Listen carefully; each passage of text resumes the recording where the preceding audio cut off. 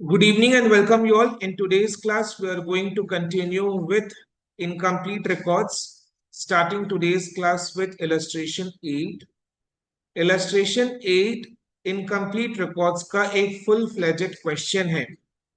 इसमें हम क्या सीखेंगे कि एक sole proprietor अपना incomplete records अकाउंटेंट के पास लेकर आएगा एंड वो चाहेगा कि अकाउंटेंट इन इनकम्प्लीट रिकॉर्ड से उसके लिए trading and profit and loss account and balance sheet draw करके दे. So in illustration 8 we shall understand how to prepare trading and profit and loss account for the year ended and a balance sheet as on that date from incomplete records. तो ये full fledged question है. अब इस type के question को solve करने के लिए एक पर्टिकुलर अप्रोच है. ठीक है, तो जैसे जैसे अपने सम को सॉल्व करते जा रहे हैं वो अप्रोच भी डिस्कस करते जाएंगे ताकि आपको समझ में आ जाए. ठीक है, तो आपको भी दिमाग में रखना है कि हाँ ऐसा ऐसे अपने को एग्जाम में भी करना है. राइट, चलो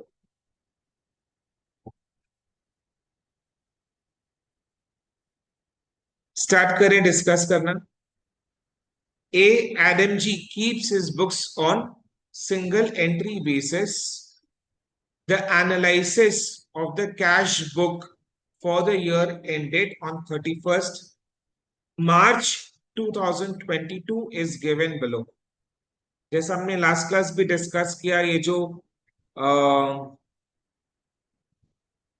सोल प्रोप्राइटर वाले फर्म्स है जिन लोग इनकम्प्लीट रिकॉर्ड्स मेंटेन करते हैं, डबल एंट्री सिस्टम फॉलो नहीं करते हैं, तो इन लोग बेसिकली अपना कैश बुक को अच्छे से मेंटेन करते हैं. तो इस बिजनेस ओनर ने अपना कैश बुक आपको दिया है. देखो कैश बुक में क्या मिला आपको. एक साइड में रिसीट्स है और दूसरे साइड में पेमेंट्स है. तो लेफ्ट हैंड साइड में receipts which is same as debit side of a cash account. Right hand side में payments which is same as the credit side of a cash account, cash book. Because cash book के debit side में receipts को record करते हैं, left hand side में होता है वो. कैश बुक के क्रेडिट साइड यानी राइट हैंड साइड में पेमेंट्स को रिकॉर्ड करते हैं. बिकॉज कैश के लिए रूल क्या है, cash is an asset. Asset के लिए rule is increase debit decrease credit. Cash increase कब होता है, at the time of receipt. Decrease कब होता है, at the time of payment. Right, okay.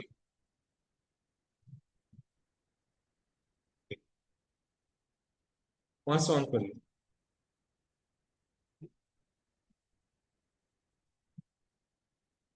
So bank balance as on 1st April 2021 2800 है. 1st April 2021 is what? The opening date. Because अपना year is ending on 31st March 2020. So year ends on 31st March 2022. 2022. Yani it starts on 1st April 2021. So financial year 21-22 is being followed, which starts on 1st April 2021 and ends on 31st March 2022. Clear? So 1st April 2021 is the opening date. So this is opening bank balance 2800. Then received from sundry debtors, यानी sundry debtors से इतना amount receive हुआ 48,000. cash sales दिया हुआ है, यानी रुपया लेकर गुड्स को बेचा है तो कैश सेल्स 11,000 है. Capital brought during the year, this is further capital introduced, जिसके लिए entry is what, cash account debit to capital account. तो ये फर्दर कैपिटल बिजनेस में इन्वेस्ट किया है 6,000. इंटरेस्ट ऑन इन्वेस्टमेंट्स, जो भी इन्वेस्टमेंट है बिजनेस का उसमें इंटरेस्ट 200 रुपया रिसीव हुआ है. So this is basically income. Payment to sundry creditors 35,000, salaries, general expenses, rent and taxes, these are other expenses, right? Drawings 3,600, cash purchases 12,000, यानी रुपया पे करके गुड्स खरीदा है, तो कैश पे करके गुड्स खरीदा, cash purchases. Balance at bank 31st March 2022, which is the closing date. So this is the closing balance of bank 6,400, and then इसके बाद cash in hand on 31st March 2022, which is the closing balance of cash in hand. Clear है? तो ये सारे cash transactions हैं given in the cash book. एक side में रसीद्स है, दूसरे साइड में पेमेंट्स है, साथ में ओपनिंग एंड क्लोजिंग बैलेंस। ठीक है, तो दिस इज कैश बुक का। ठीक है, देन इसके नीचे क्या दिया है? Particulars of other assets and liabilities are as follows. तो अपने को बाकी एसेट्स एंड लायबिलिटीज का बैलेंस दिया हुआ है on 2 dates. One is 1st April 2021, the other is 31st March 2022. 1st April 2021 is the opening date, 31st March 2022 is the closing date. So opening date को जो balances है, these are opening balances, opening balance of debtors, creditors, machinery, furniture, inventory, investments, and the balances on 31st March 2022, which is the closing date, are the closing balances. So these are the closing balance of debtors, creditors, machine, furniture, inventory, investments. So ये सब दिया हुआ है, and then इसके नीचे कुछ additional information है। क्या दिया हुआ है? Depreciation at the rate of 10% on machinery, ये चार्ज करना है, and furniture also. So depreciation at the rate of 10% on machinery and 10% on furniture, depreciation charge करना है, and rupees 800 against doubtful debts. So after providing these, we need to create provision of rupees 800 for doubtful debts. These are not bad debts. We are just creating a provision of rupees 800. So provision for doubtful debts 800 का create करना है। करने के question में prepare final accounts for the year ended 31st March 2022. Final accounts यानी trading and profit and loss account and balance sheet. तो ये एक फुल फ्लेजेड क्वेश्चन है, बिकॉज इसमें we need to prepare trading and profit and loss account and balance sheet. Balance sheet as on 31st March 2022। तो एक चीज, पहला चीज, एक एक करके सब चीज अपने को क्लियर होगा एंड अपने को एक एक पॉइंट दिमाग में सेट करना है। तो सबसे पहला पॉइंट इज इस टाइप के क्वेश्चन में बाय डिफॉल्ट हमें ओपनिंग डेट का बैलेंस शीट भी बनाना होगा। वाई? ओपनिंग डेट का बैलेंस शीट बनाएंगे क्यों?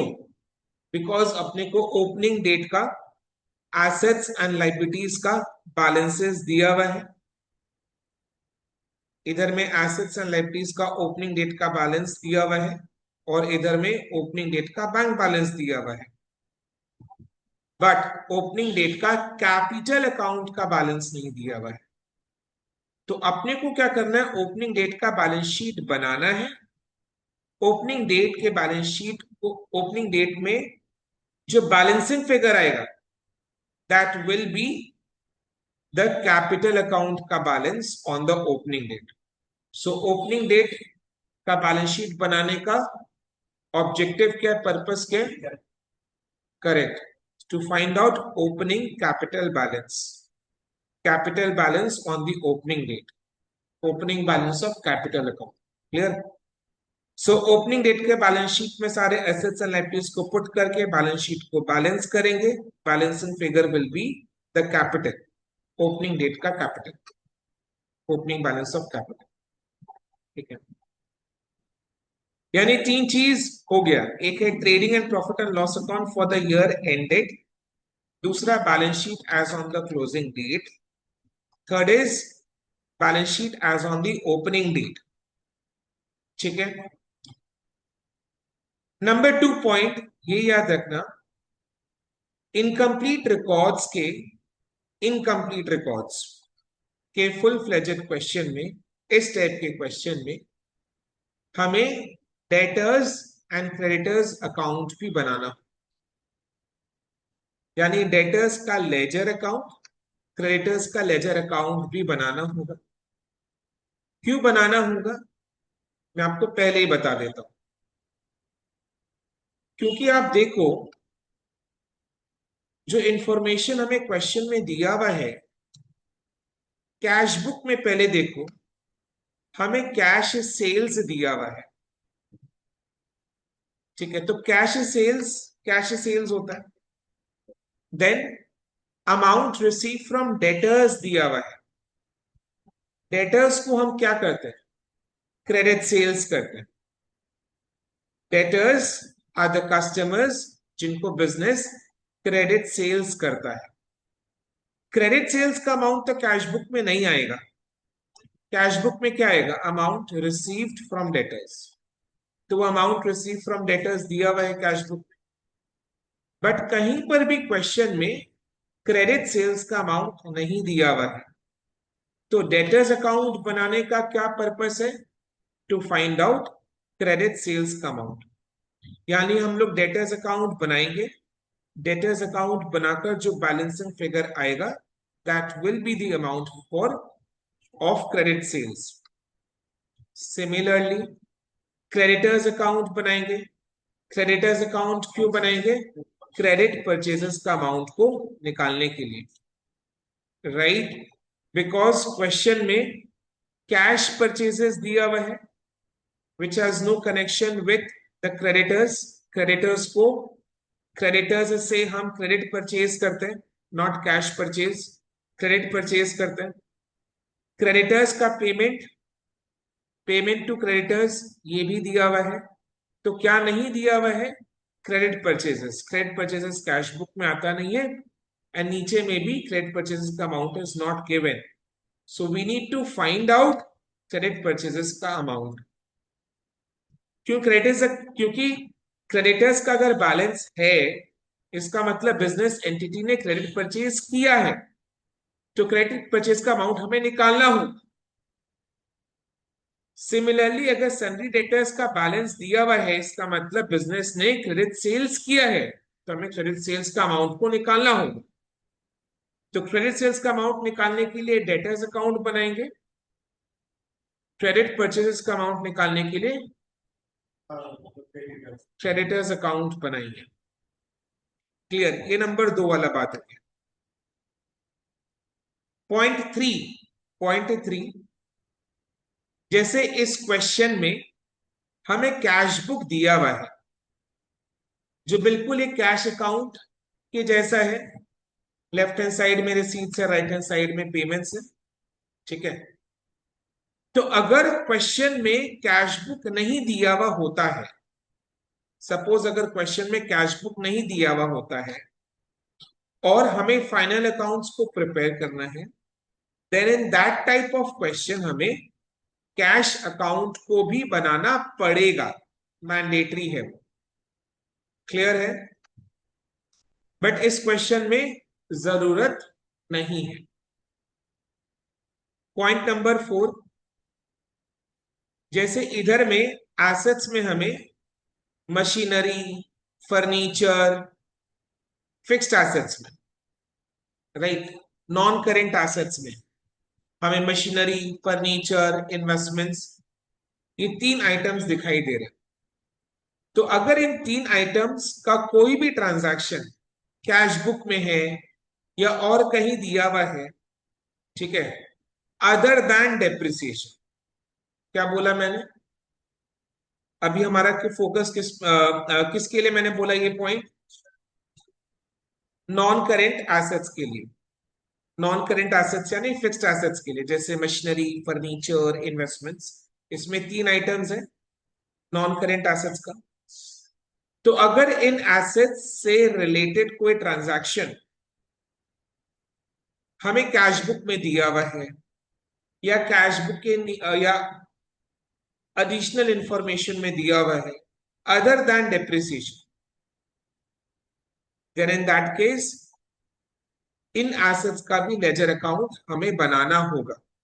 यानी क्या समझे अपने अपने ये समझे कि सर अगर इन सारे एसेट्स का एज सच कोई ट्रांजैक्शन ना कैश बुक में है ना एडिशनल इंफॉर्मेशन में है, केवल इन एसेट्स पर डेप्रिसिएशन ही चार्ज करना है, देन इन दैट केस हम लोग इनका लेजर अकाउंट नहीं बनाएंगे। लेजर अकाउंट बनाना कब है? जब इन एसेट्स का हमें परचेज ऑफ असेट या सेल ऑफ एनी एसेट ऐसा कोई इंफॉर्मेशन दिया हुआ है तो हमें लेजर अकाउंट बनाना है। केवल डेप्रिसिएशन चार्ज करने के लिए लेजर अकाउंट को नहीं बनाएंगे। क्लियर है? और एक और हिंट है, जैसे अगर ओपनिंग क्लोजिंग बैलेंस में डिफरेंस है यानी जरूर परचेज एंड सेल हुआ है, तब तो आपको लेजर अकाउंट बनाना पड़ेगा। तो लेजर अकाउंट फिक्स्ड एसेट्स का, नॉन करेंट एसेट्स का कब बनाना है, ये चेक कैसे करोगे? नंबर 1 चेक कि कहीं पर इन एसेट्स का ट्रांजैक्शन दिया हुआ है अदर देन डेप्रिसिएशन, जैसे purchase of asset, sale of asset दिया हुआ है तो लेजर अकाउंट बनाना है। चेक पॉइंट नंबर 2 क्या चेक करना है? अगर इनके ओपनिंग क्लोजिंग बैलेंस में डिफरेंस है तो हमें इनका लेजर अकाउंट को बनाना पड़ेगा। ठीक है? तो लेजर अकाउंट कब नहीं बनाएंगे? जब डेप्रिसिएशन के अलावा और कोई ट्रांजैक्शन पूरे क्वेश्चन में नहीं है। दूसरा, जब इनका opening closing balance same amount का है, तब अपने को लेजर अकाउंट नहीं बनाना है, उसमें सिर्फ डेप्रिसिएशन चार्ज करने का ही काम करना। क्लियर है? तो ये सारे पॉइंट्स को हमें दिमाग में रखें। सेकंड सेकंड ही पॉइंट नंबर, नेक्स्ट पॉइंट क्या है? नेक्स्ट पॉइंट ये है कि बिजनेस ओनर ने हमें इनकम्प्लीट रिकॉर्ड्स दिया है और वो चाहता है कि हम उसके लिए trading and profit and loss account and balance sheet ready करके दें। यानी बेसिकली वो क्या चाह रहे हैं, उसके इनकम्प्लीट रिकॉर्ड्स को आप डबल एंट्री सिस्टम में कन्वर्ट करो। ठीक है? डबल एंट्री सिस्टम में कन्वर्ट करने के लिए अपने को डबल एंट्री का सिस्टम फॉलो करना पड़ेगा। डबल एंट्री का सिस्टम क्या कहता है कि हर एक ट्रांजैक्शन का 2 एस्पेक्ट होता है, यानी अपने को बेसिकली हर एक आइटम का ट्रीटमेंट दो दो जगह करना है, जो अपने फाइनल अकाउंट्स में सीखे। समझ में? हर एक आइटम का ट्रीटमेंट दो दो जगह करना है। ठीक है? क्लियर है? अच्छा, एक चीज बताओ, फाइनल अकाउंट्स के क्वेश्चन में भी हमें trading and profit and loss account and balance sheet को बनाना था, फाइनल अकाउंट्स के क्वेश्चन। और इनकम्प्लीट रिकॉर्ड्स के इस टाइप के क्वेश्चन में भी हमें फाइनल अकाउंट्स बनाना है, जैसे trading profit and loss account and balance sheet. तो फर्क क्या है दोनों चैप्टर्स के क्वेश्चन में? फर्क ये है कि फाइनल अकाउंट्स के क्वेश्चन में हमें क्या मिलता था? Trial balance. मेन चीज है ट्रायल बैलेंस मिलता। ट्रायल बैलेंस मिलने का मतलब क्या? ट्रायल बैलेंस होने का मतलब क्या? डबल एंट्री सिस्टम फॉलो हुआ है। ट्रायल बैलेंस के 2 कॉलम है, डेबिट एंड क्रेडिट। तो ट्रायल बैलेंस में अगर कोई आइटम आया है तो ही सेइंग दैट कि उसका जर्नल एंट्री पास हो चुका है, लेजर अकाउंट में पोस्टिंग हो चुका है, लेजर अकाउंट बैलेंस हो चुका है, एंड वो बैलेंस ट्रायल बैलेंस में।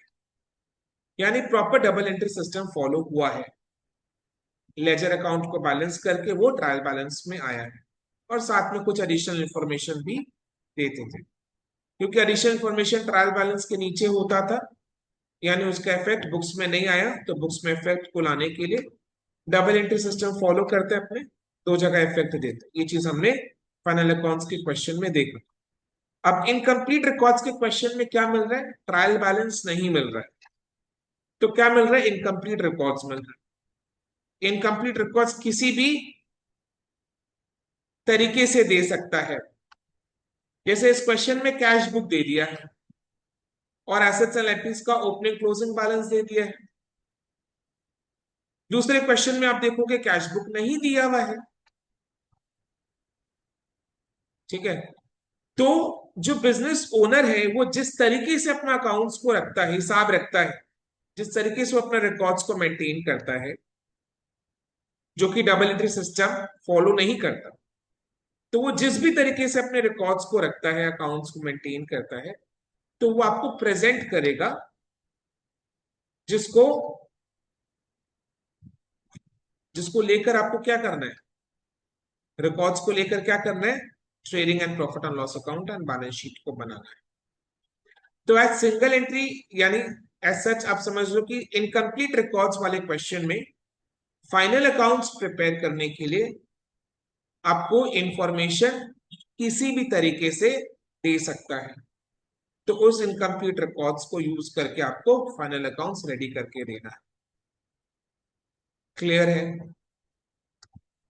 फाइनल अकाउंट्स रेडी करने का मतलब क्या? डबल एंट्री सिस्टम में आ जाना। डबल मतलब दो बार, तो हर एक आइटम का ट्रीटमेंट दो बार होगा, यानी ये जो एसेट्स एंड लायबिलिटीज दिया हुआ है, ओपनिंग क्लोजिंग बैलेंस, हर एक अमाउंट का ट्रीटमेंट पूरे सॉल्यूशन में दो बार होगा। इसके नीचे जो एडिशनल इंफॉर्मेशन दिया हुआ है, डेप्रिसिएशन का, प्रोविजन फॉर डाउटफुल डेट्स का, हर एक एडिशनल इंफॉर्मेशन के आइटम का दो जगह ट्रीटमेंट। बट समझ में आया ना? तो इसका दो जगह ट्रीटमेंट, इसका दो जगह ट्रीटमेंट, बट जो कैश बुक में आइटम्स है उसका एक ही जगह ट्रीटमेंट होगा। वाई? बिकॉज ऑलरेडी एक बार वो कैश बुक में आ चुका है, और कैश बुक जो है बिल्कुल डबल एंट्री वाला दिखाई दे रहा है। डेबिट साइड में रिसीट्स है, क्रेडिट साइड में पेमेंट्स है। डबल एंट्री का मतलब दो बार इफेक्ट आना। तो कैश बुक अपने को दिया हुआ है और वो प्रॉपर एकदम कैश अकाउंट के जैसा है, तो कैश अकाउंट में जो आइटम्स है, कैश बुक में जो आइटम्स है, उसका एक बार इफेक्ट इस कैश बुक में आकर हो गया, तो केवल अपने को दूसरा वाला इफेक्ट देना बाकी है, यानी कैश बुक के आइटम्स का दो जगह इफेक्ट हो। कैश बुक तो वो सजाकर दे ही दिया है, एंड कैश बुक जो दिया है लेफ्ट हैंड साइड में रिसीट्स, तो डेबिट साइड जैसा लगा, राइट हैंड साइड में पेमेंट्स, तो क्रेडिट साइड जैसा लगा, ओपनिंग बैलेंस रिसीट के साइड में है, क्लोजिंग बैलेंस पेमेंट के साइड में है, तो टू साइड बाई साइड वाला चीज आया। तो cash account already, cash book already दिया हुआ है, तो कैश बुक में जो आइटम्स है उन सबका एक ही बार ट्रीटमेंट आएगा हमारे सोल्यूशन में, क्योंकि ऑलरेडी एक ट्रीटमेंट कैश बुक में आकर हो चुका है। बट जिस क्वेश्चन में कैश बुक नहीं दिया हुआ है, जिस क्वेश्चन में कैश बुक नहीं दिया हुआ है, कैश के ट्रांजैक्शंस दिए हुए, कैश बुक इस तरीके से सजाकर नहीं दिए हुए, there is no left hand side right hand side वाला चीज, केवल कैश ट्रांजैक्शंस का list with the amount, list with the amount दिया हुआ है। इस तरीके से सजा के left hand side right hand side में सजाकर नहीं दिया हुआ है, रिसीट पेमेंट के साइड में सजाकर नहीं दिया हुआ है, देन इन दैट केस, तो जैसा हमने कहा कि हमें कैश बुक या कैश अकाउंट या बैंक अकाउंट जो भी हो बनाना पड़ेगा, देन इन दैट केस उन सारे ट्रांजैक्शंस का दो जगह इफेक्ट आएगा, क्योंकि हम कैश बुक भी बना रहे हैं, तो एक इफेक्ट तो कैश बुक में आकर हो गया एंड दूसरा इफेक्ट फाइनल अकाउंट्स में आएगा। क्लियर है? तो इस क्वेश्चन में कैश बुक के सारे आइटम्स का इफेक्ट एक ही बार आएगा, बिकॉज कैश बुक में आने से उसका इफेक्ट एक जगह हो चुका है। क्लियर है? राइट। तो अभी स्टार्टिंग में हम क्या करेंगे, ध्यान से सुन। अब आंसर बुक में, जैसे ये मेरा आंसर बुक है, ये मेरा आंसर बुक है, ये लेफ्ट हैंड साइड पेज में trading and profit and loss account, ऊपर का 40% स्पेस ट्रेडिंग के लिए, नीचे का 60% space profit and loss account के लिए। इसके ठीक बगल वाले पेज में ऊपर में लगभग 60-65% वाला स्पेस क्लोजिंग डेट का बैलेंस शीट बनाने के लिए, एंड उसके नीचे लगभग 35-40% स्पेस ओपनिंग डेट का बैलेंस शीट बनाने के लिए। ओपनिंग डेट का बैलेंस शीट क्यों बनाना है? कैपिटल अकाउंट का ओपनिंग बैलेंस निकालने के लिए। देन पेज को टर्न करके नेक्स्ट पेज में आएंगे। नेक्स्ट पेज के लेफ्ट हैंड साइड पेज में जो लेजर अकाउंट अपने को बनाना है, जैसे डेटर्स अकाउंट और क्रेडिटर्स अकाउंट को तो दिमाग में सेट कर लो, वो हर एक full fledged question of incomplete records के केस में बनाना होगा। तो सारे लेजर अकाउंट को बनाएंगे, डेटर्स अकाउंट क्रेडिटर्स अकाउंट तो बने गए, बाकी और कोई एसेट अकाउंट बनेगा तो वो बनाएंगे। एंड इसके बगल वाले पेज में अगर हमें कोई कैलकुलेशंस को शो करना है, अमाउंट कैलकुलेट करके देना है, तो वो आ जाएगा, वरना और कोई लेजर अकाउंट है तो वो आएगा। तो इस तरीके से अपने को प्रेजेंट करना है अपने आंसर को। राइट? क्लियर? तो अभी सबसे पहले हम फॉर्मेट रेडी कर रहे हैं। क्या क्या चीज का फॉर्मेट रेडी कर रहे हैं? Trading and profit and loss account, closing date का बैलेंस शीट, ओपनिंग डेट का balance sheet, debtors account, creditors account. फिर क्वेश्चन को कैसे अप्रोच करना है, यानी पहले किसका ट्रीटमेंट करना है, वो हम डिस्कस करेंगे। क्लियर? तो what is the name of the proprietor? A Adam जी।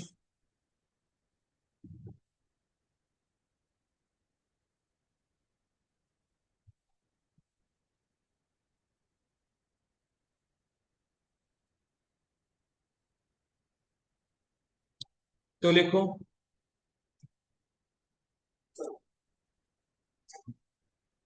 हम्म।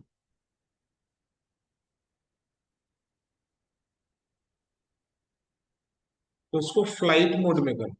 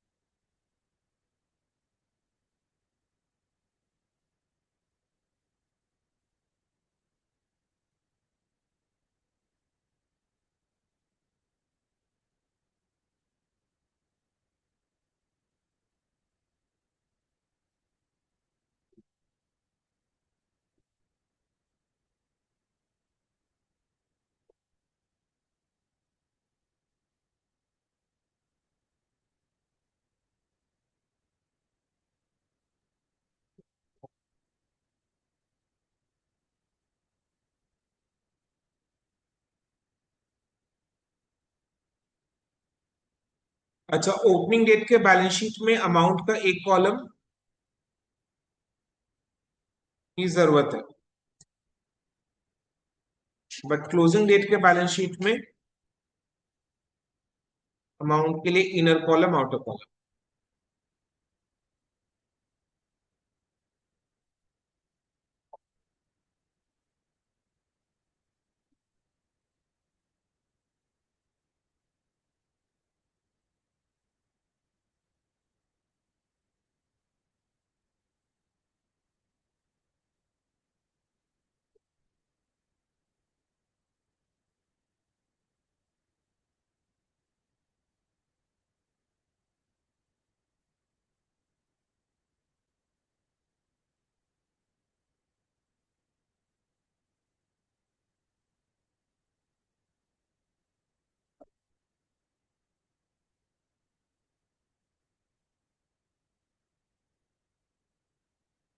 1 अप्रैल 2020।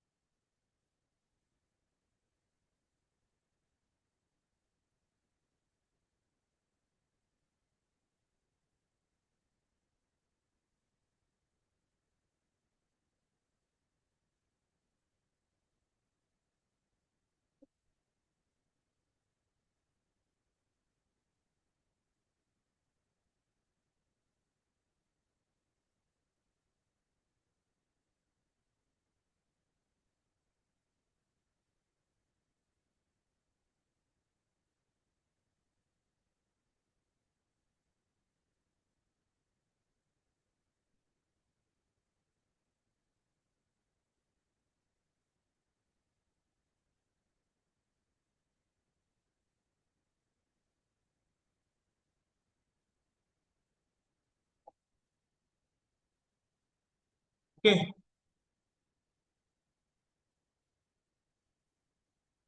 इसमें भी जैसे जैसे आइटम का ट्रीटमेंट करते जा रहे हैं, टिक करते जाना है। और एक आइटम को पकड़ेगा तो उसका पूरा कंप्लीट ट्रीटमेंट करना है उसी टाइम। उसमें वापस आने वाला सीन नहीं होना चाहिए। पेंडिंग नहीं छोड़ना है उसका ट्रीटमेंट को।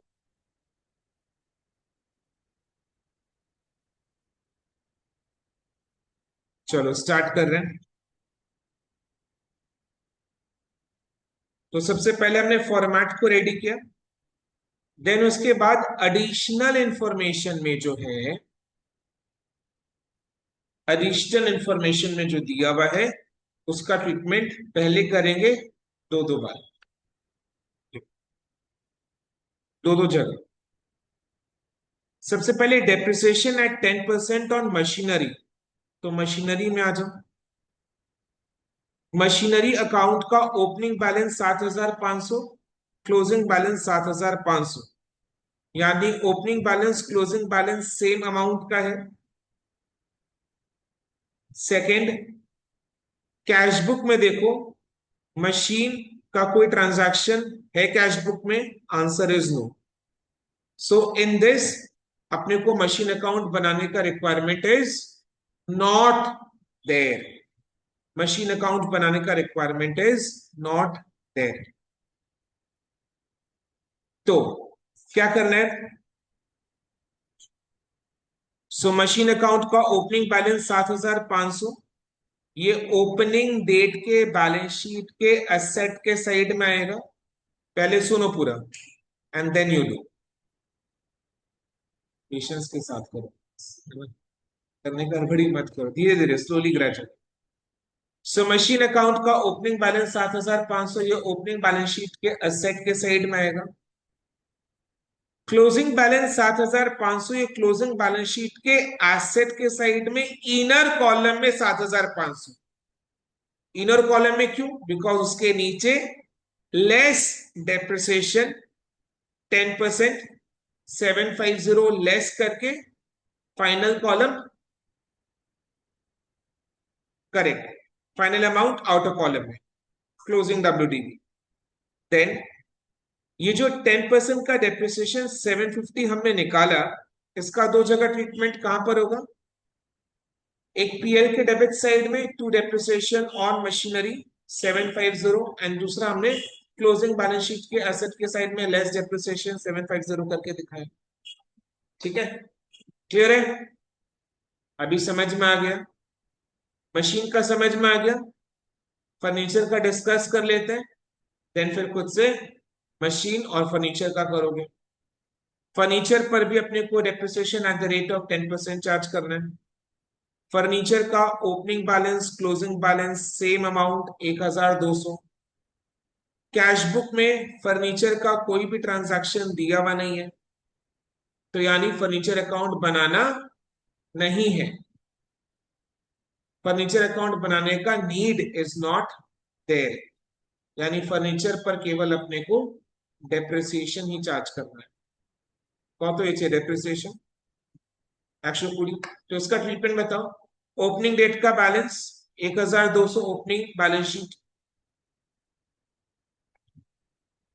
क्लोजिंग डेट में 1200, क्लोजिंग बैलेंस शीट के एसेट के साइड में furniture, saying that inner column में 1200 लिखेंगे, उसके नीचे लेस डेप्रिसिएशन 120 लाइन ड्रॉ करके आउटर कॉलम में फाइनल अमाउंट क्लोजिंग डब्ल्यूडीवी लिख देंगे।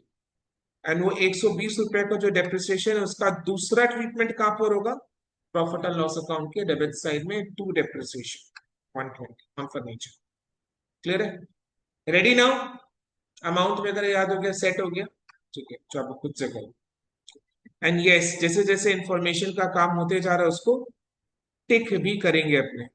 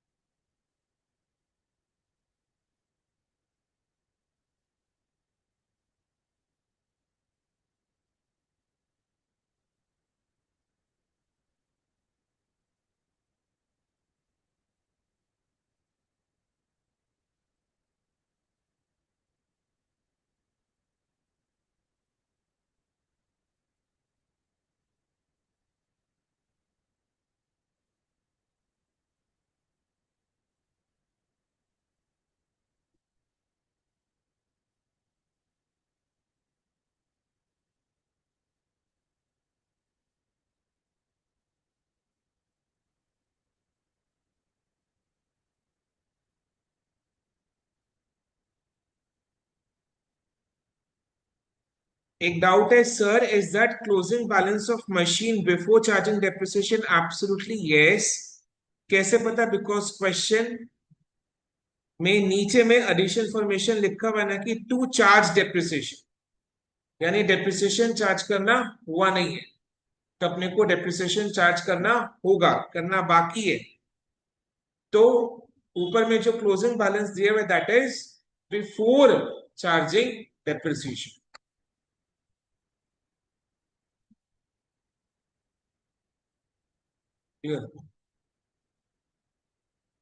लिखा हुआ है prepare final accounts after providing depreciation, यानी डेप्रिसिएशन अभी तक चार्ज हुआ नहीं है, तो डेप्रिसिएशन चार्ज करना बाकी है, चार्ज करना पड़ेगा। यानी ऊपर में जो क्लोजिंग बैलेंस दिया हुआ है that is before charging depreciation. Okay, ₹800 against doubtful debts, यानी 800 रुपया का provision for doubtful dates create करना है। लिखा हुआ है ना, डिस्कस तो करना है। So after providing ₹800 against doubtful debts, यानी provision for doubtful debts of rupees 800 needs to be created. तो हम लोग provision for doubtful dates create कैसे करते हैं? पीएल के डेबिट साइड में. तो पीएल के डेबिट साइड में to provision for doubtful debts, outer column में 800 एंड ये करेंट ईयर के एंड में 800 रुपया का प्रोविजन मेंटेन करना है. तो उसको करेंट ईयर का जो बैलेंस शीट है, करेंट ईयर का बैलेंस शीट यानी क्लोजिंग डेट का बैलेंस शीट. तो क्लोजिंग डेट का बैलेंस शीट में एसेट्स के साइड डेटर्स, डेटर्स का जो क्लोजिंग बैलेंस है लिखकर उसके नीचे लेस करेंगे provision for doubtful debts 800 minus कर देंगे. तो 800 रुपया का दो ट्रीटमेंट ये हुआ. प्रोविजन फॉर डाउटफुल डेट्स का 800 रुपया का ट्रीटमेंट दो जगह ये. क्लियर है? तो डेटर्स का क्लोजिंग बैलेंस कितना दिया हुआ है? 17,600. ठीक है, चलो प्रोविजन का काम करें पहले.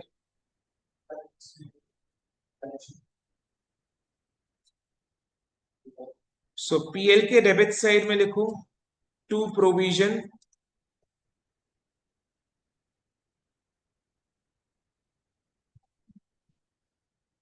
फॉर डाउटफुल डेट्स 800 पीएल के डेबिट साइड में.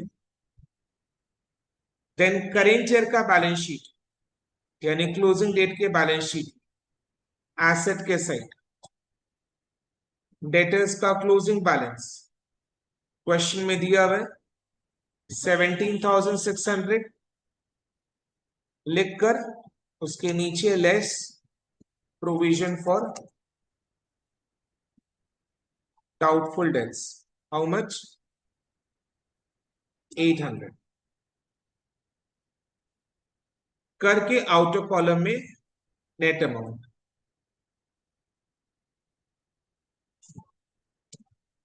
16,800 आ रहा है. अच्छा, ये 800 रुपया का तो दो जगह ट्रीटमेंट हो गया है.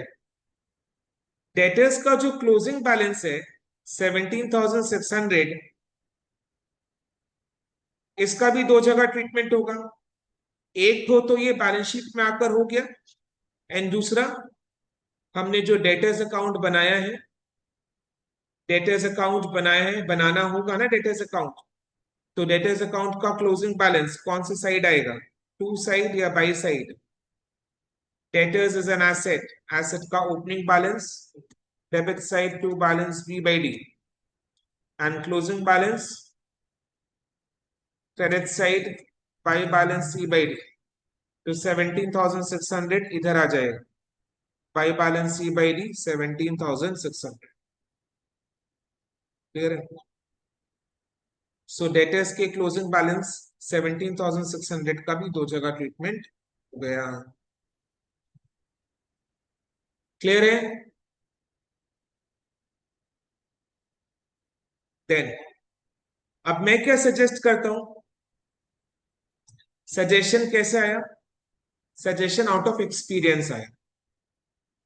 अब मैं क्या सजेस्ट करता हूं, हमने एक बार सारे एडिशनल इंफॉर्मेशन का दो जगह ट्रीटमेंट दे दिया है. तो स्टेप 2 में हम क्या करेंगे? कैश बुक में जो आइटम्स है उनका ट्रीटमेंट करेंगे. और वो ट्रीटमेंट कितने जगह होगा? एक ही बार होगा. Very good, confidence. ठीक है. सो कैश बुक के आइटम्स का ट्रीटमेंट करेंगे एक जगह. क्यों? बिकॉज कैश बुक में आने के कारण उसका ट्रीटमेंट एक बार हो चुका है, तो केवल एक और बार ट्रीटमेंट करना है. ठीक है, दो बार ट्रीटमेंट करना, डबल एंट्री में लाने. ओके, चलो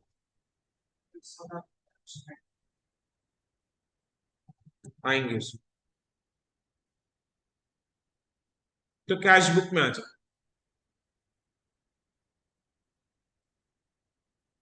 अच्छा, एक क्वेरी आ रहा है, पहले क्वेरी को रिजॉल्व कर लेते हैं. ठीक है, क्वेरी है कि सर सैलरी डेटर्स का ओपनिंग बैलेंस का क्या होगा? हम लोग अभी तक इस टेबल में आए नहीं है कंप्लीटली, तो जब आएंगे तब करेंगे उसका ट्रीटमेंट.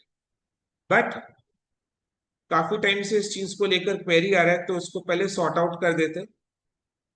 ये डेटर्स का ओपनिंग बैलेंस कहाँ जाएगा? दो जगह ट्रीटमेंट होगा इसका। सबसे पहले डेटर्स अकाउंट का opening balance to balance B by D में 14,500 लिख देंगे। दूसरा ट्रीटमेंट ओपनिंग बैलेंस शीट के एसेट के साइड में आएगा।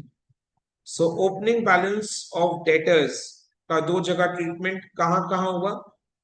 डेटर्स अकाउंट के डेबिट साइड में to balance B by D 14,500, opening balance sheet के एसेट के साइड में सन्ड्री डेटर्स 14,500 कर दो। जब डिस्कशन कर ही लिए तो कर देते हैं इसको।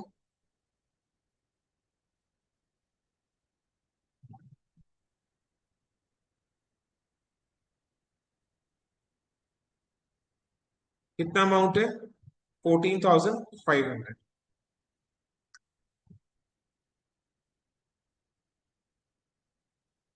ओपनिंग बैलेंस शीट के एसेट के साइड में आ जाओ।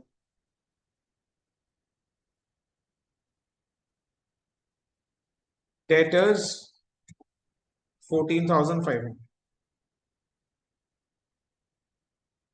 अब हम डेटर्स पर टिक कर सकते हैं।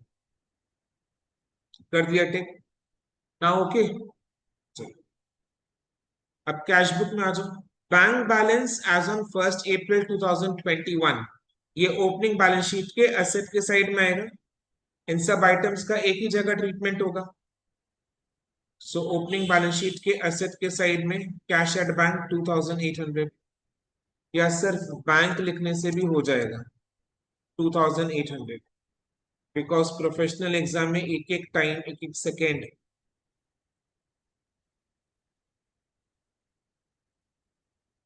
का वैल्यू है। रिसीव्ड फ्रॉम सन्ड्री डेटर्स, इसके लिए entry is cash account debit to debtors account. तो कैश अकाउंट के डेबिट साइड में टू डेटर्स तो आ गया। इसका दूसरा effect will be debtors account के क्रेडिट साइड में बाई कैश 48,000, या बाई बैंक, जैसा भी आपको ठीक लगे, बाई बैंक लिख दो। डेटर्स अकाउंट के क्रेडिट साइड में by bank.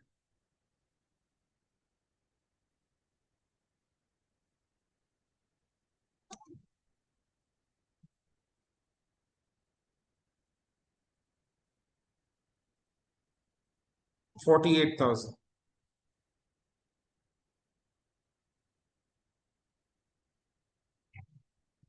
Cash sales, cash sales के लिए entry is cash account debit to sales.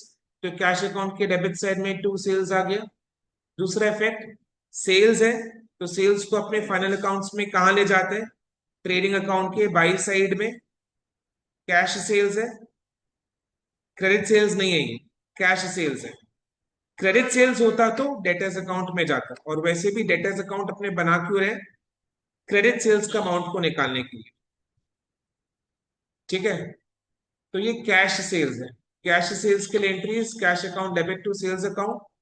तो कैश बुक के डेबिट साइड में टू सेल्स आ चुका। दूसरा ट्रीटमेंट ट्रेडिंग अकाउंट की क्रेडिट साइड में by sales, by sales dash देके नीचे में कैश सेल्स इनर कॉलम में लिखोगे, क्योंकि साथ में हम लोग क्रेडिट सेल्स भी ऐड करेंगे। डेटर्स अकाउंट को बैलेंस करके जब क्रेडिट सेल्स का अमाउंट मिलेगा तो उसको कैश सेल्स के साथ ऐड करके आउटर कॉलम में फाइनल टोटल सेल्स लिखेंगे। लेस का क्या डैश दिया मैंने? ठीक।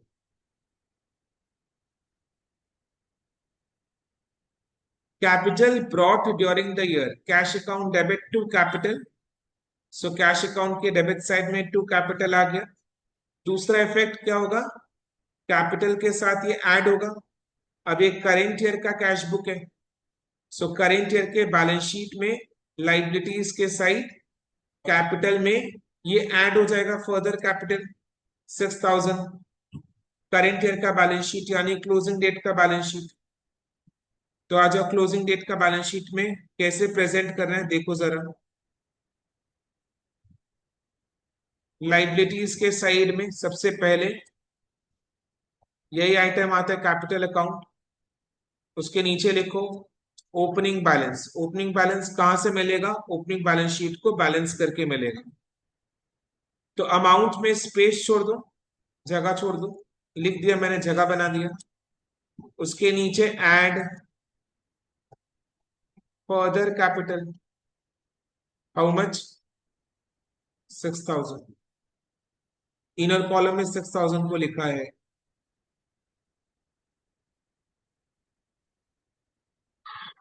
देन इंटरेस्ट ऑन इन्वेस्टमेंट्स, ये रिसीट के साइड में है, तो इनकम है। 200 रुपया का इंटरेस्ट इज इनकम। इनकम कहाँ जाएगा? ये प्रॉफिट एंड लॉस अकाउंट के क्रेडिट साइड में जाएगा। बट मैं हमेशा सजेस्ट करूंगा एक बार इंटरेस्ट चेक कर लेना कि इंटरेस्ट का कोई हिडन एडजस्टमेंट या आउटस्टैंडिंग जो होता है ना, क्रूड इंटरेस्ट एंड ऑल, वैसा कुछ है या नहीं। तो इस क्वेश्चन में देखो, इंटरेस्ट का, इन्वेस्टमेंट्स का इंटरेस्ट रेट नहीं दिया हुआ है। इन्वेस्टमेंट्स का इंटरेस्ट रेट नहीं दिया हुआ है। Getting my point? So interest अपने कैलकुलेट भी नहीं कर सकते। यानी जो इंटरेस्ट हमें कैश बुक में दिया हुआ है वही हमारा final interest on investments. Income है तो पीएल के क्रेडिट साइड में जाएगा। तो एक ही जगह ट्रीटमेंट होगा इसका भी। बोल बेटा।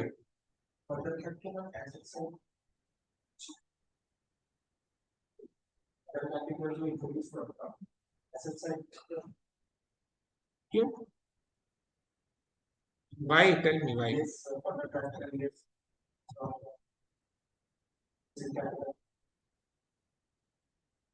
कब कैसे करता था रिवाइज? रिवीजन हुआ नहीं है।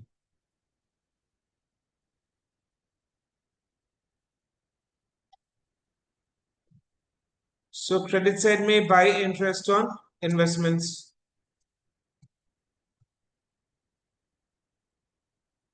आउट ऑफ कॉलम में 200। ठीक है, नेक्स्ट।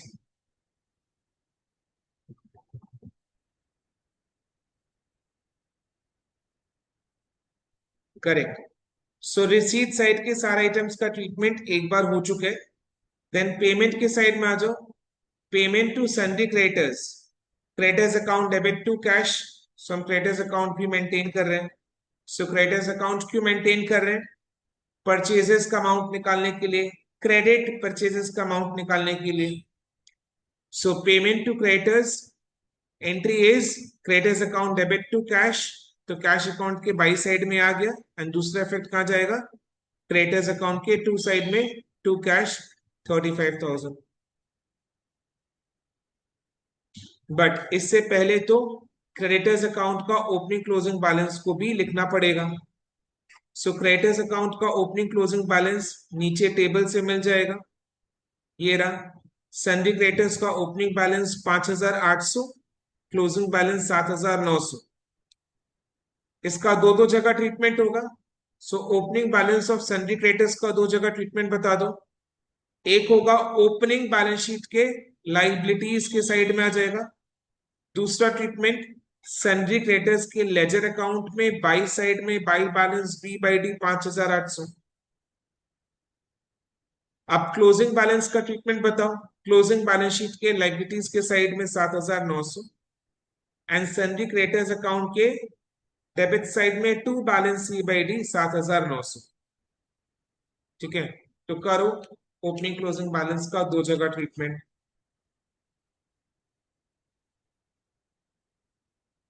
कितना अमाउंट है? 5,800, 7,900, 5,800, 7,900। सो 5,800, 5,800, 7,900,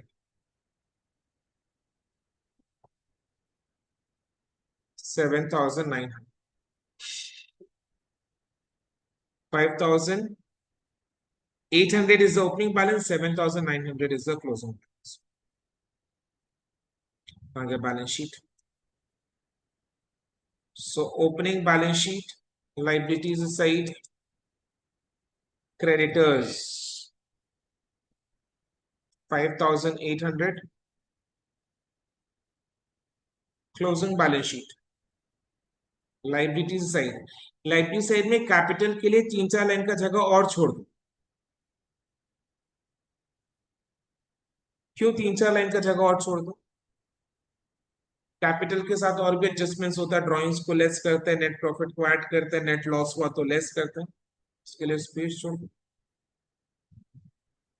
ये सब चीज प्रोग्रामिंग करते चलो ना। पेमेंट टू क्रेडिटर्स कितने अमाउंट का हुआ था?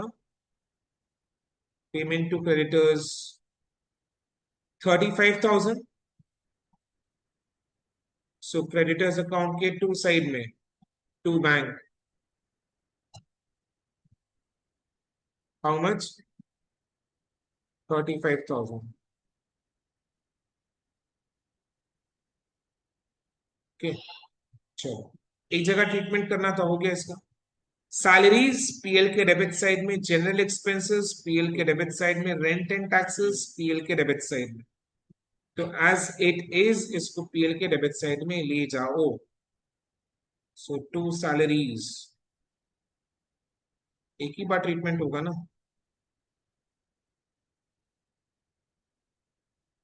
To salaries, to salaries 6,500।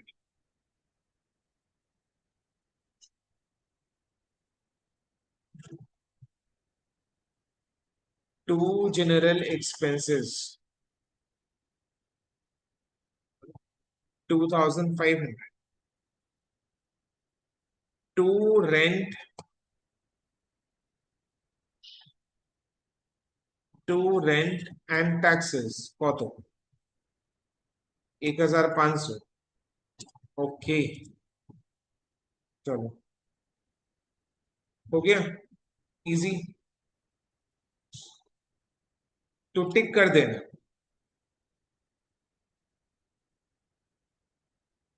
Drawings capital से लेस करेंगे।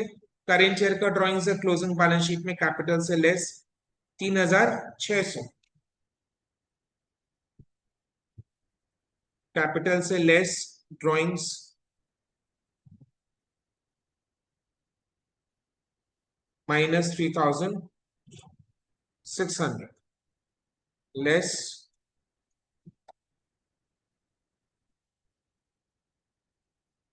Okays. Next, okay, cash purchases, cash purchases. Okay, तो इसका एक जगह ट्रीटमेंट कहां पर होगा? परचेजेस को हम ट्रेडिंग अकाउंट के डेबिट साइड में, ट्रेडिंग अकाउंट के डेबिट साइड में, ट्रेडिंग अकाउंट के डेबिट साइड में, ट्रेडिंग अकाउंट के डेबिट साइड में ऊपर में एक लाइन छोड़ दो for opening stock.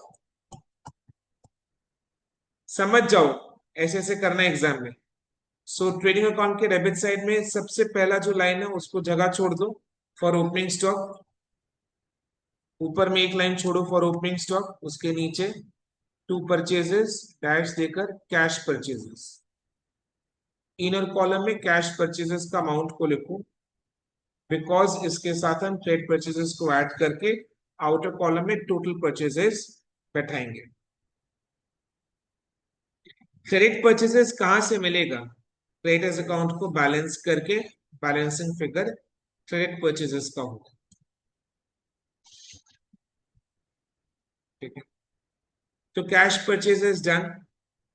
Then balance at bank, cash in hand, ये closing balance of cash and bank है, तो इसको क्लोजिंग बैलेंस शीट के एसेट के साइड में। बैंक का 6,400 एंड कैश का 500।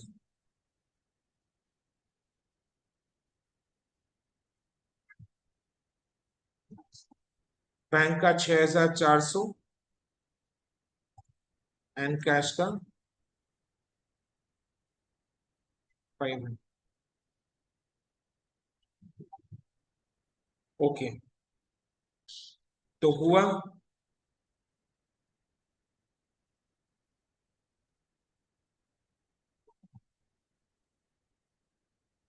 Done.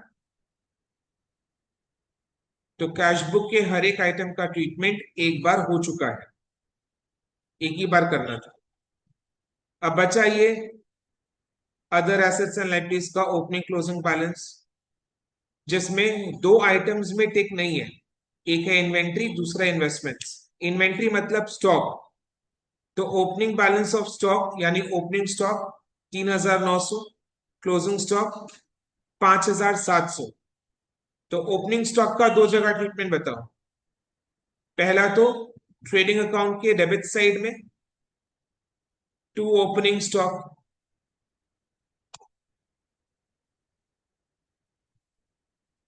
To opening stock, to opening stock. How much? 3,900, right. So opening stock का दूसरा treatment will be on opening balance sheet asset side, opening balance sheet asset side stock, because ये last financial year का accounting year का closing stock था। Current year का opening stock, last financial year का closing stock. So balance sheet के asset के side में, opening date के बैलेंस शीट के एसेट के साइड में स्टॉक 3,900। Then closing stock 5,700। इसका दो जगह ट्रीटमेंट अब बता पाओगे। सबसे पहले ट्रेडिंग अकाउंट के क्रेडिट साइड में सेल्स, क्रेडिट सेल्स लिखने के लिए जगह छोड़ो, लिखो by closing stock. How much? 5,700। इसका दूसरा ट्रीटमेंट क्लोजिंग बैलेंस शीट के एसेट के साइड में स्टॉक 5,700।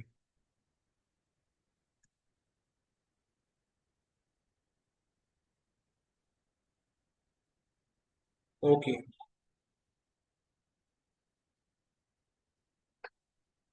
तो इन्वेंट्री का भी ट्रीटमेंट हो गया।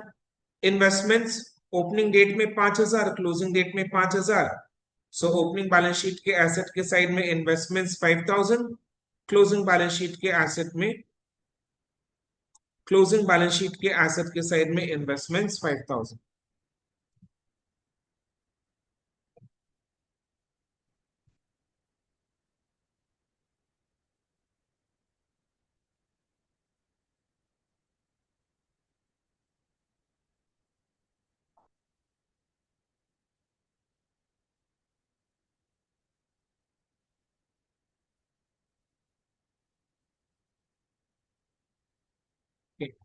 तो देखो क्वेश्चन में जितने भी आइटम्स हैं उन सबका ट्रीटमेंट करना हो चुका है, यानी क्वेश्चन का काम खत्म, क्वेश्चन का काम खत्म।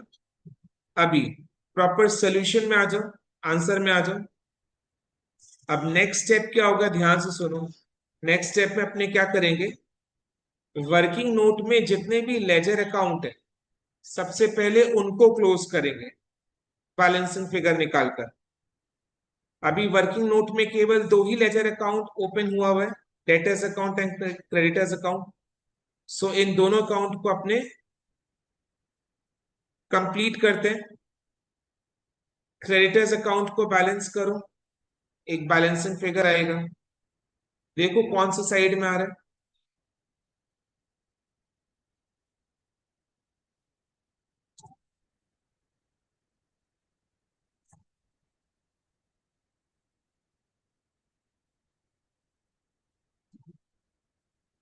डेबिट साइड में बैलेंसिंग फिगर आ रहा है, ठीक है। तो इसको टू क्या करके लिखोगे, टू, टू सेल्स। तो जब भी अपने डेटर्स को क्रेडिट सेल्स करते हैं, entry is debtors account debit to sales. तो ये क्रेडिट सेल्स का अमाउंट है 51,100। इसका दूसरा ट्रीटमेंट ट्रेडिंग अकाउंट के क्रेडिट साइड में बाई सेल्स के नीचे, कैश सेल्स के नीचे क्रेडिट सेल्स कितना, 51,100। 51,100 लिखकर कैश सेल्स क्रेडिट सेल्स, दोनों को ऐड करके टोटल सेल्स 60 to 100। सर और एक बार क्रेडिटर्स अकाउंट थोड़ा। डेटर्स अकाउंट या क्रेडिटर्स अकाउंट? Creditors account. हाँ, क्रेडिटर्स अकाउंट। ठीक है, ये वाला। हाँ सर। ठीक है, ओके सर, डन। सुनो, अब डेटर्स अकाउंट को लेकर मेरे को एक चीज बोलना है, ध्यान से सुनो। जैसे डेटर्स कौन होता है? कस्टमर्स होता है जिनको बिजनेस एंटिटी क्रेडिट सेल्स करता है।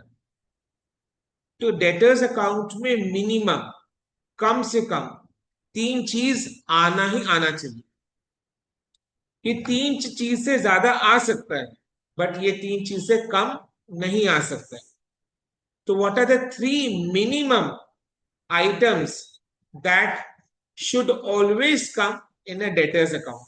Number one, opening closing balance। ये टिप जो है वो एग्जाम में क्वेश्चंस को सॉल्व करने के लिए हेल्प करेगा। Number one, opening closing balance.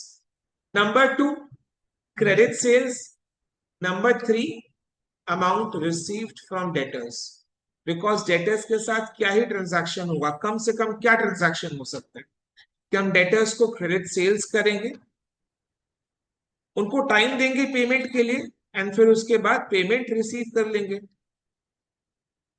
तो एक सेल का ट्रांजैक्शन होगा और एक अमाउंट रिसीव्ड का ट्रांजैक्शन होगा। अब डेटर्स अकाउंट में हमारा बैलेंस चलता है बिकॉज उनको हम उधार में सेल करते हैं, तो इनका हिसाब रनिंग हिसाब है, तो इसीलिए ओपनिंग क्लोजिंग बैलेंस। तो कम से कम मिनिमम ये तीन आइटम्स डेटर्स अकाउंट में होने ही चाहिए। आप जो डेटर्स अकाउंट अपने इनकम्प्लीट रिकॉर्ड्स वाले क्वेश्चन के लिए बनाओगे, क्या है वो तीन चीज? Opening closing balance, credit sales, amount receive from debtors. Very logical. Debtors के साथ मेरा रनिंग हिसाब है बिकॉज उनको उधार में बेचते हैं, वो रुपया देते हैं, बेचते हैं रुपया देते हैं, मिलता है रुपया उनसे, रिसीव करते हैं।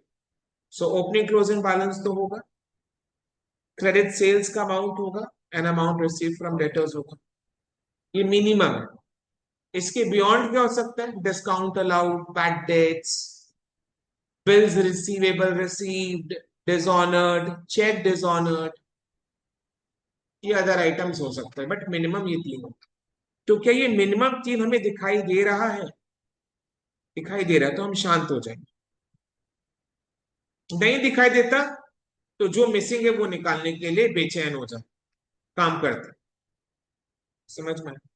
अब सेम वे में tell me what are the minimum three items that should be there in a creditors account. Opening balance. Closing balance, बोलो बोलो, tell me. Opening closing balance and purchase. And purchase, only two type, बस हो गया। मागो। And money like payment done to creditors. Creditors definitely ना, supplier से जब purchase करे तो पेमेंट भी तो करना पड़ेगा ना। सो क्रेडिटर्स वो सप्लायर है जिनसे बिजनेस उधार में गुड्स परचेज करता है, तो उनका हिसाब रनिंग होता है। तो ओपनिंग क्लोजिंग बैलेंस होगा ही होगा, क्रेडिट परचेजेस होगा ही होगा, एंड पेमेंट तो उनका चलता ही रहता है, पेमेंट करेंगे बिजनेस एंटिटी। सो तीन आइटम्स होना ही होना है। ये तीन आइटम्स नहीं है तो we need to look for the missing item. इस तरीके से दिमाग में सेटिंग करते रहना with each and every question that we solve. Okay, तो अपने ये सब टिप्स एग्जाम में हेल्प करेगा। We will not do any mistake in the exam. So अभी এখানে देखो क्रेडिटर्स अकाउंट में क्या क्या है। ओपनिंग क्लोजिंग बैलेंस আছে, पेमेंट टू क्रेडिटर्स है, तो बचा क्या? परचेजेस, तो परचेजेस आएगा। एंड क्रेडिटर्स से जब अपने परचेज करते हैं, entries purchases account debit to creditors, यानी क्रेडिटर्स अकाउंट के बाई साइड में बाय परचेजेस। देखो क्रेडिटर्स अकाउंट को बैलेंस करके बाई साइड में ही बैलेंसिंग फिगर आएगा। तो हम लोग अपने आंसर को खुद के लॉजिक के साथ हमेशा वेरीफाई करते रहेंगे। कहने का मतलब ये है, मुझे जो लॉजिक के साथ वेरिफिकेशन मैं एज ए स्टूडेंट हमेशा करता था for all the subjects, for all the practical subjects, because theory के साथ तो मेरा 30 था। ठीक है।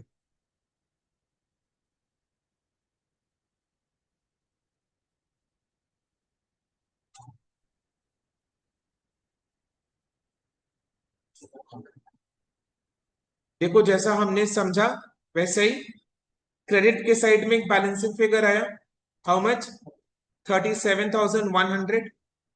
सो ये 37,100 क्या हो सकता है, credit purchases, because creditors account में परचेजेस मिसिंग है, और बिना परचेजेस के क्रेडिटर्स अकाउंट इनकम्प्लीट है। क्रेडिटर से जब हम क्रेडिट परचेज करते हैं, entries purchases account debit to creditors, यानी क्रेडिटर्स अकाउंट के बाई साइड में आएगा।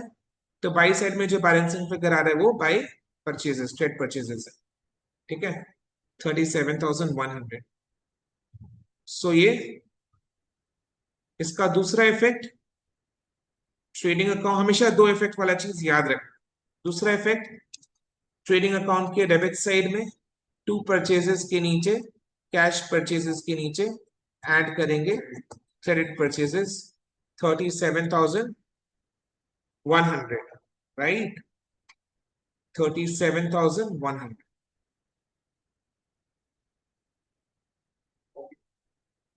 So cash purchases and credit purchases को ऐड करके कितना आ रहा है,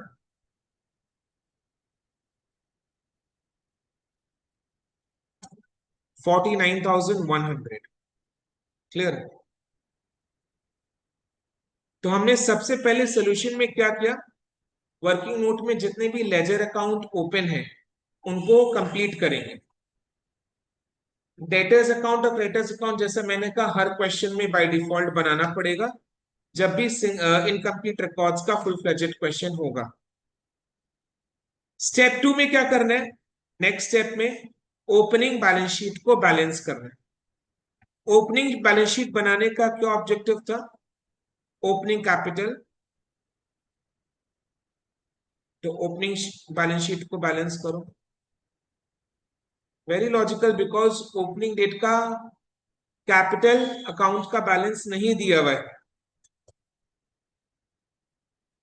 तो उसी को निकालने के लिए ओपनिंग डेट का बैलेंस शीट बनाएंगे, बिकॉज ओपनिंग डेट के बाकी सारे एसेट्स एंड लाइबिलिटीज का ओपनिंग डेट का बैलेंस दिया हुआ है। So we know that assets is equal to liabilities plus capital।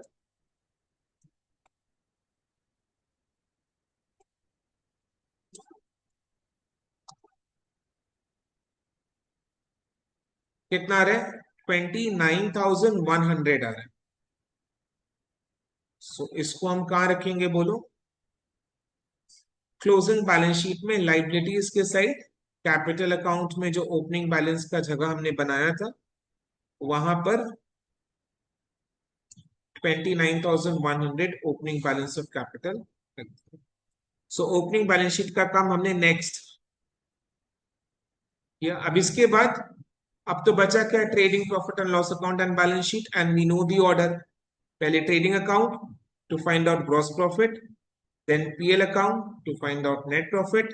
Net profit को क्लोजिंग डेट के बैलेंस शीट में कैपिटल के साथ ऐड करेंगे, कैपिटल अकाउंट का final closing balance, then balance sheet के दोनों साइड्स का टोटल करो।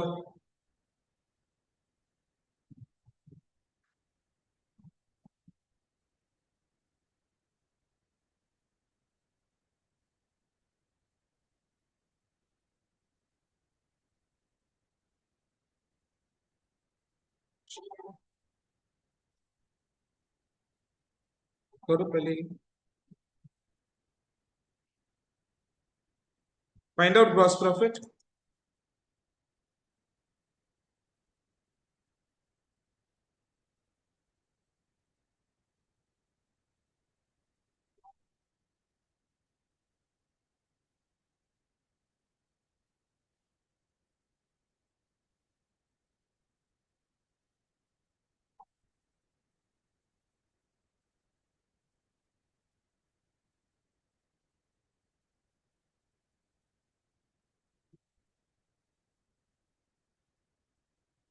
Gross profit is 14,800.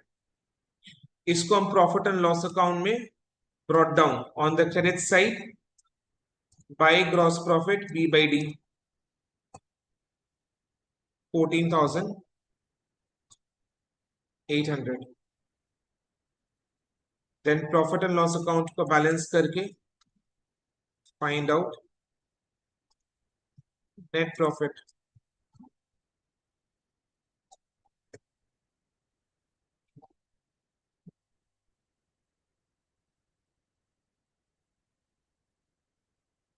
Okay,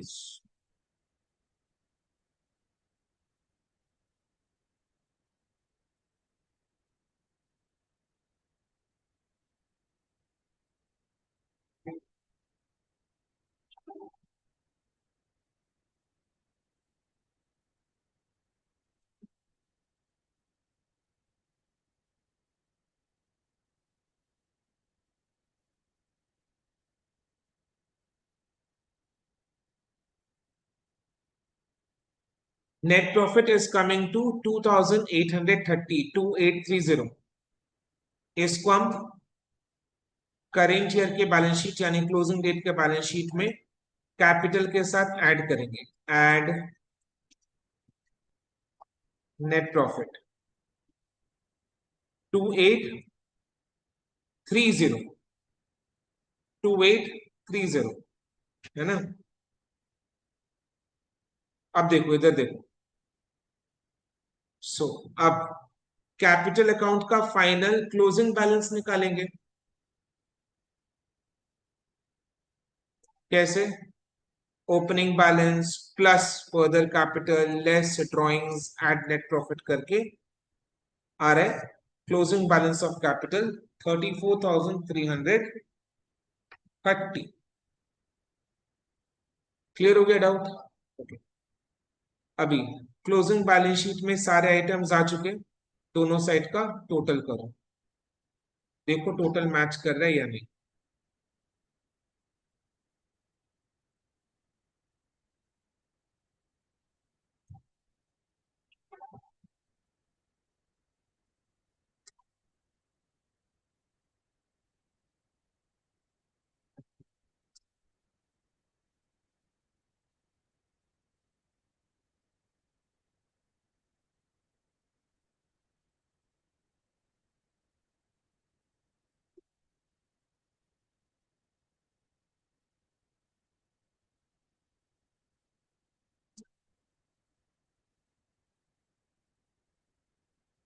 So total is 42,230. 42,230. Balance sheet has tallied. Total is 42,230. Clear है?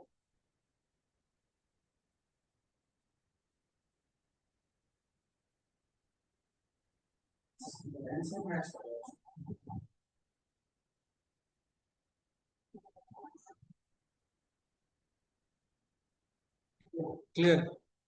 सो इसी तरीके से अपने को इनकम्प्लीट रिकॉर्ड्स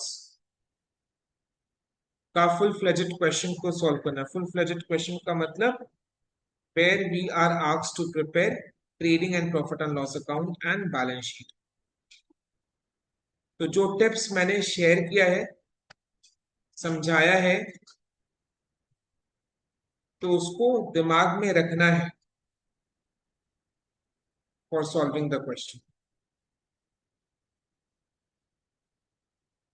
ठीक है, सेट कर लो उसको दिमाग में.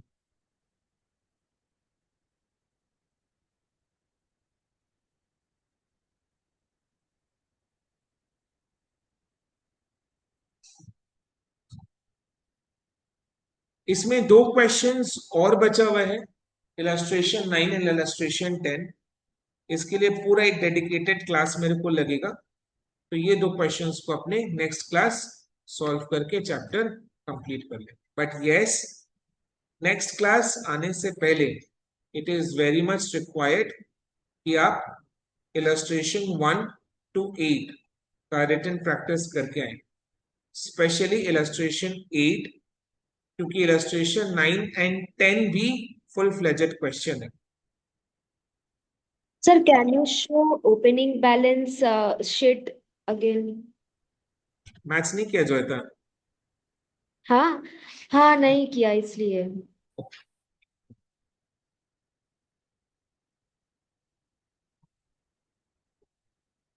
ठीक है, सो इलस्ट्रेशन 8 का स्पेशली रिटन प्रैक्टिस करके आना है। वैसे इलस्ट्रेशन 1 to 8 का ही रिटन प्रैक्टिस करना है अपने को, ताकि नेक्स्ट क्लास इलस्ट्रेशन 9 and 10, जो कि एक फुल फ्लेजेड क्वेश्चन है, दोनों फुल फ्लेजेड क्वेश्चन है, को हम सॉल्व कर पाए and the discussion understanding is smooth for us. ठीक है, होइছে ম্যাথ জয়িতা? हाँ, I think it was my calculation mistake because everything is okay.